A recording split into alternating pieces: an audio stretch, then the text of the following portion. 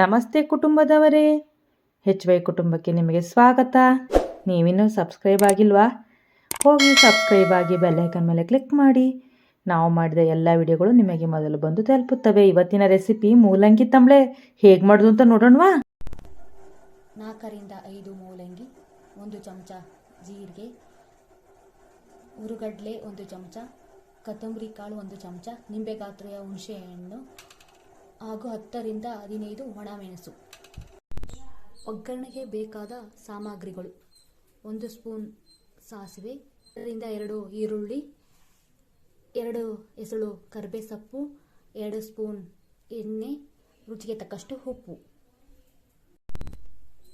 Mixie ಜಾರಿಗೆ 1 spoon ಕೊತ್ತಂಬರಿ ಕಾಳು, 1 ಸ್ಪೂನ್ ಜೀರಿಗೆ, ಹುಣಸೆಹಣ್ಣು, ಒಣಮೆಣಸಿನಕಾಯಿ, ಹುರುಗಡಲೆ. ಹೆಚ್ಚಿದ ಮೂಲಂಗಿಯನ್ನು ಮಿಕ್ಸಿ ಜಾರಿಗೆ ಸೇರಿಸಿಕೊಳ್ಳುತ್ತಿದ್ದೇನೆ. ನಂತರ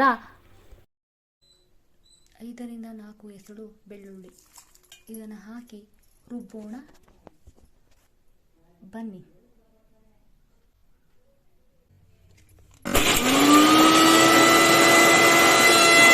ಒಗ್ಗರಣೆಗೆ 2 ಸ್ಪೂನ್ ಎಣ್ಣೆ ಕಾದ ನಂತರ ಸಾಸಿವೆ, ಕರಿಬೇವು ಸೊಪ್ಪು ಹಾಗೂ ಪಟಪಟ ಸಿಡಿದ ಮೇಲೆ ಈರುಳ್ಳಿ ಹಾಕಿ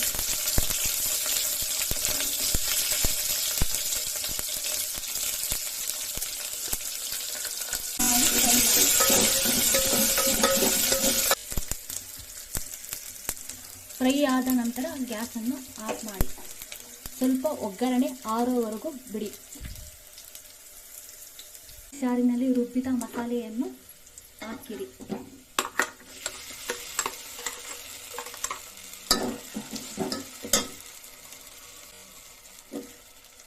ನಾವಿಲ್ಲಿ 6 ರಿಂದ 7 ಜನಕ್ಕೆ ಆಗುವಷ್ಟು ನೀರನ್ನು ಸೇರಿಸಿಕೊಳ್ಳುತ್ತಿದ್ದೇವೆ.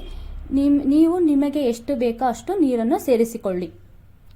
ಬೇಸಿಗೆಯಲ್ಲಿ ಆರೋಗ್ಯಕ್ಕೆ ಒಳ್ಳೆಯದು ಈ ತಂಬಳೆ, ಮೂಲಂಗಿ ತಂಬಳೆ. ಇದು ನಾವು ಯಾವಾಗಲೂ ಬೇಸಿಗೆ ಬಂದಾಗ ಮಾಡಿಕೊಳ್ಳುತ್ತೇವೆ. ನೀವು ಹಾಗೆ ಮಾಡಿಕೊಳ್ಳಿ. ರುಚಿಗೆ ತಕ್ಕಷ್ಟು ಉಪ್ಪನ್ನು ಹಾಕಿ ಚೆನ್ನಾಗಿ ಮಿಕ್ಸ್ ಮಾಡಿ, ಚೆನ್ನಾಗಿ ಕರಗೋವರೆಗೂ ಮಿಕ್ಸ್ ಮಾಡಿ. ಮೂಲಂಗಿ ತಂಬಳೆ ಚೆನ್ನಾಗಿ ಈ ಬೇಸಿಗೆ ಕಾಲದಲ್ಲಿ ತುಂಬಾ ಟೇಸ್ಟಾಗಿ ಬರುತ್ತೆ. ನೀವು ಮಾಡ್ಕೊಳ್ಳಿ, ಮಾಡಿ ನೋಡಿ, ಕಮೆಂಟ್ ಮಾಡಿ.